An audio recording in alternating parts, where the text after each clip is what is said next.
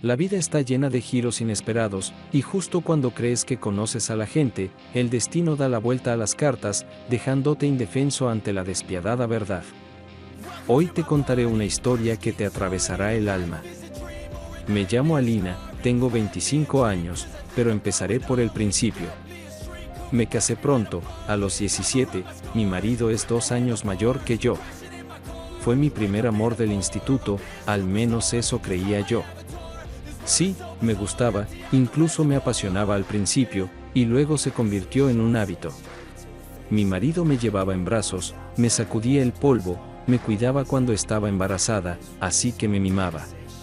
Un año después de casarnos nació mi hija, yo no iba a la escuela ni trabajaba, y mi marido estudiaba y trabajaba.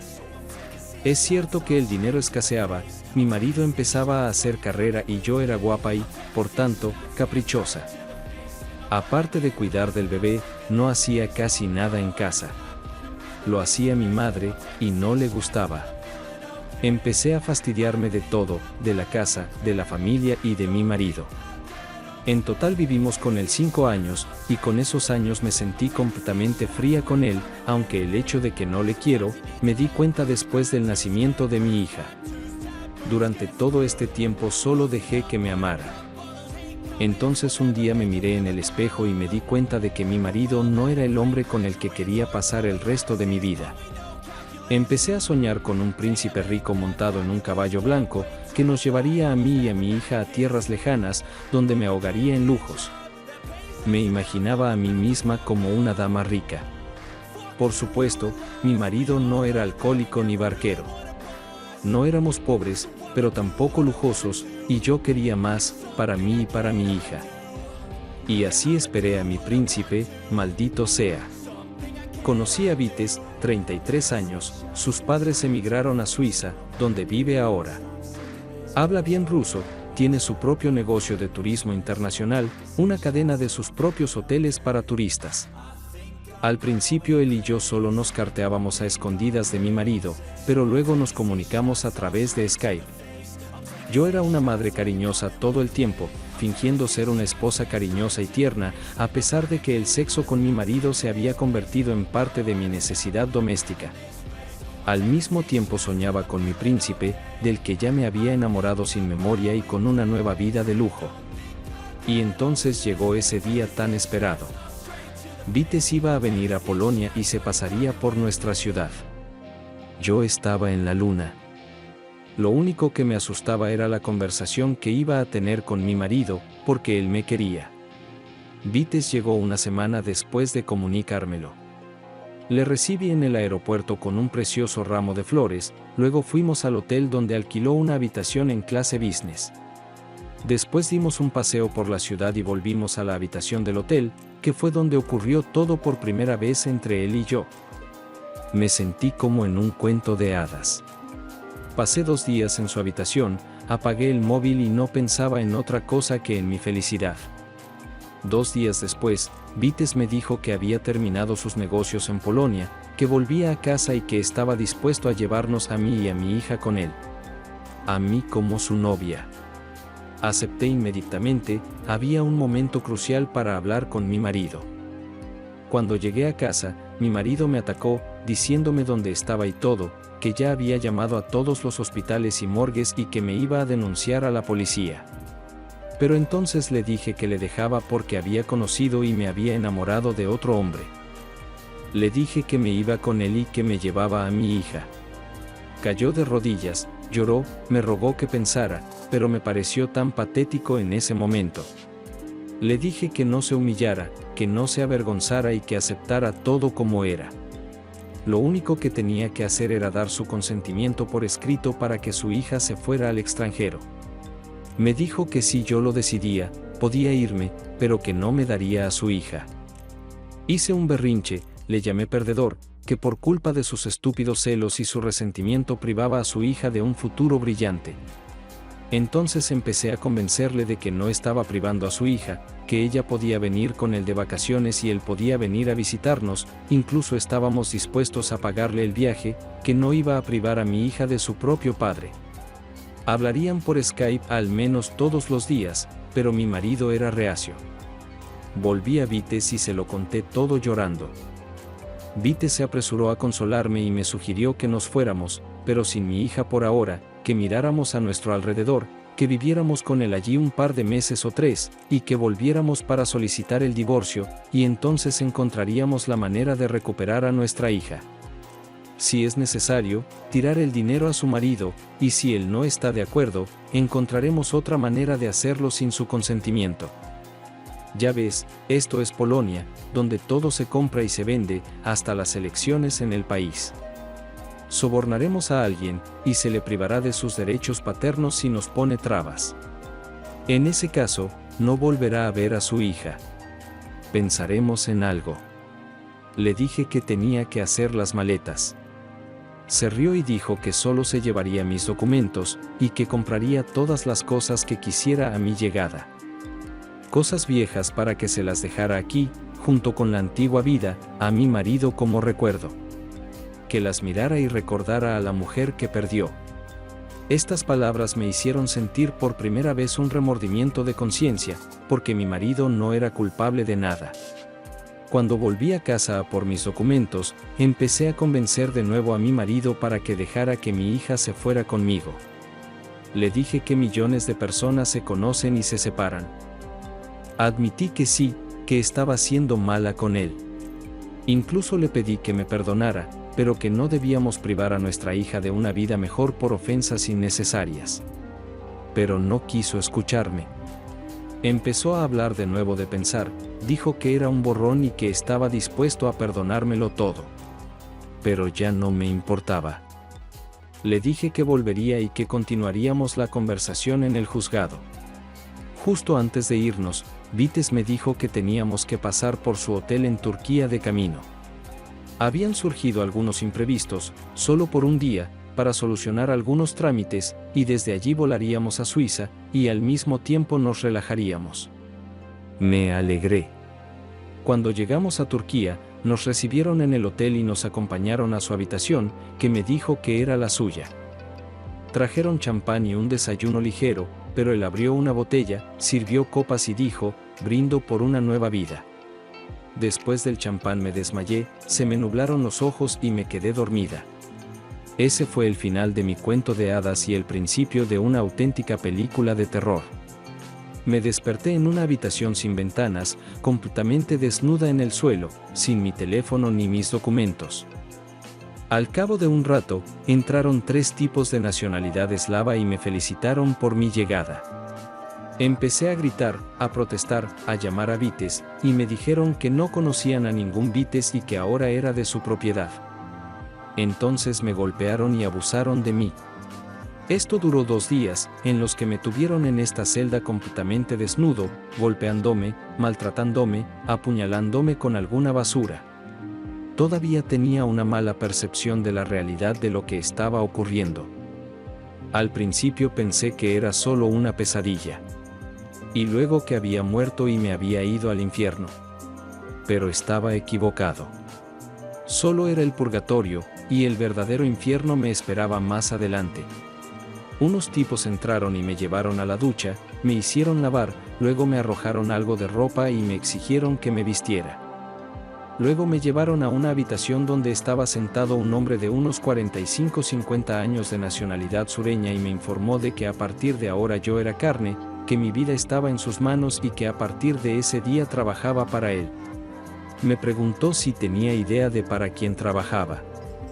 Más tarde supe que ese mismo Vites, o como se llamara, formaba parte de un grupo de correos que entregan chicas guapas para la prostitución, no solo de Polonia, sino también de Bielorrusia, Moldavia, Rusia, República Checa y otros países. Las atraen con el pretexto de un trabajo, una carrera artística o, como en mi caso, una vida nueva, hermosa y fácil. Y luego las venden en burdeles. Aunque hay bastante gente dispuesta a ir, no les interesan las drogadictas ni las chicas pasionales. Eligen a las limpias y guapas, y no les importan las casadas. Y así, cuando protesté diciendo que no me prostituiría, volvieron a pegarme.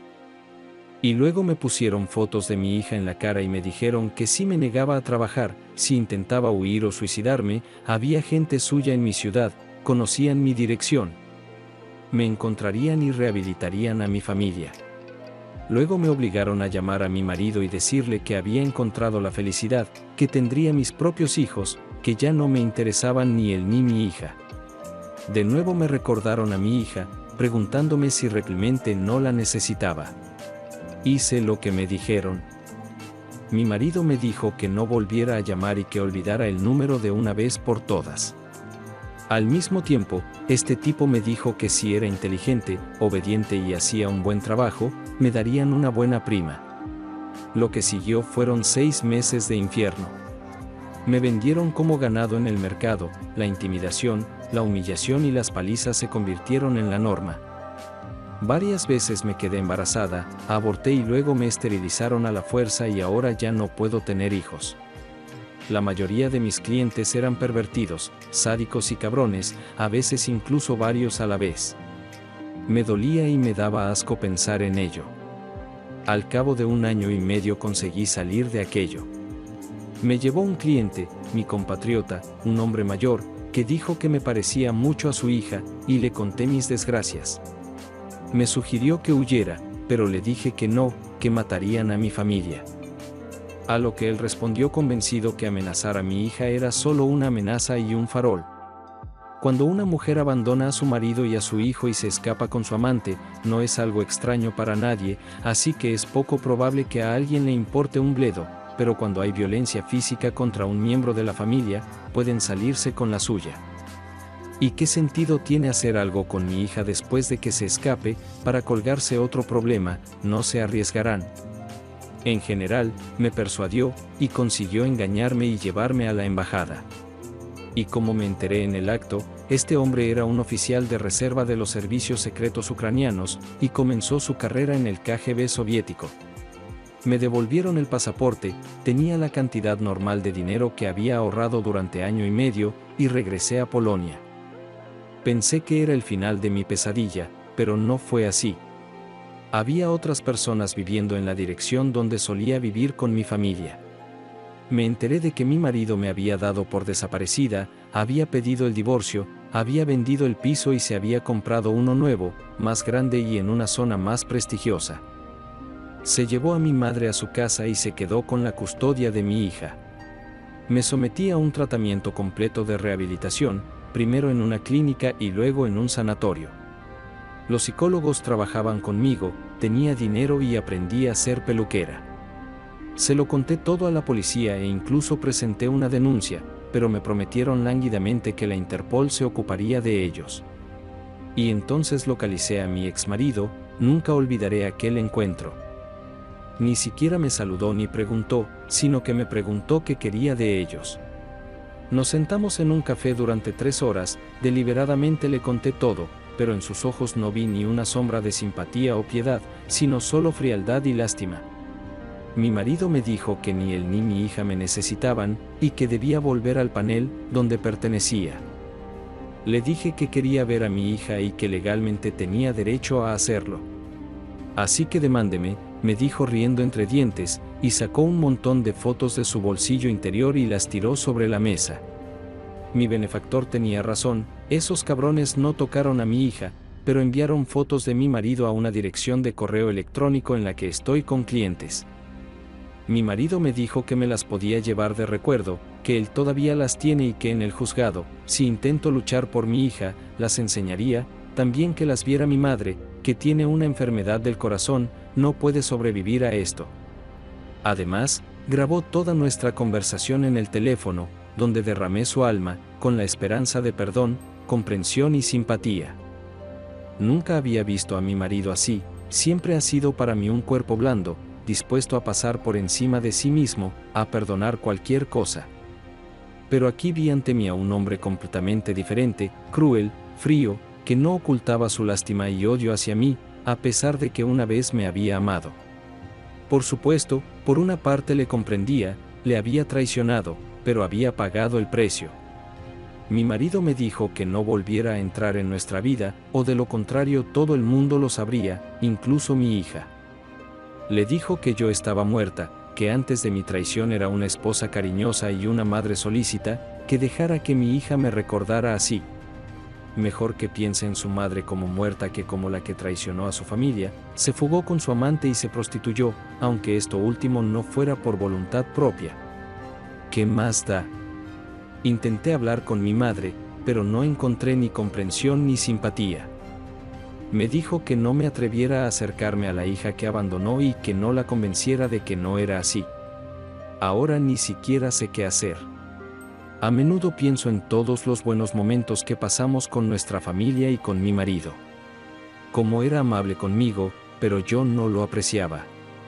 Y me pregunto si merece la pena luchar. Tengo muchas ganas de ver a mi hija, la echo mucho de menos, y a mi marido también. No juzgo su comportamiento y no espero que me perdone nunca, pero me quedé sola. ¿Qué hago ahora? Me arrepiento de todo. ¿Cuál es la conclusión? Actualmente trabajo como peluquera en un salón de alta gama. Divorciada. Mi única hija vive con su exmarido y yo estoy en el piso de mi difunta abuela. La madre también vive en casa de su exmarido y no tienen contacto conmigo. Tampoco me dejan ver a mi hija. Bueno amigos, ya os advertí que la historia sería espeluznante. ¿Verdad? No sé a vosotros, pero a mí me ha costado leerlo, por si os interesa. No sé si porque es una narración en nombre de una chica, de una mujer, o porque con cada nueva frase me daba cuenta de que, por desgracia, esta historia bien podría ser real. ¿Me entendéis, amigos, verdad? Pero por desgracia, esta es nuestra realidad y no tenemos otra. En cuanto al protagonista de esta historia, espero vuestros comentarios y seguro que una vez más, vuestra opinión es la misma que la mía. Sí, es una situación indignante.